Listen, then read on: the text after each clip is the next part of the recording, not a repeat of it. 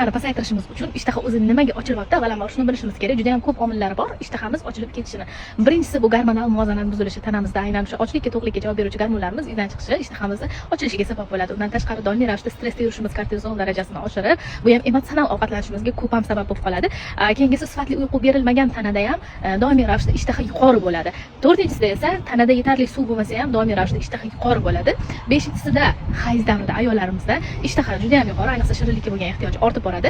Oltinchisi bu har xil gormon ukol dorilar qabul qilganda yoki antidepressant dorilar qabul qilganda ham bunaqa holat kuzatiladi. Yettinchisi tanada har xil vitamin, minerallar tanqisligida aynan rux, magniy, vitamin B komplekslari aynan yetishmovchiligida ham xuddi shunaqa bo'ladi. 8-inchi sababi esa noto'g'ri ovqat tanlanganligi, ya'ni tez hazm bo'ladigan ovqatlar tanlovi ham bizning ishtahamizni boshqara olmasligimizga sabab bo'ladi. Shuning uchun ham ishtahani pasaytirish uchun har xil dori, ukol, bir nimalar olishdan oldin ishtaha nima uchun ochilyapti, aynan o'shani muammosini topib, o'shani davolashga e'tiborimizni qaratishimiz kerak bo'ladi.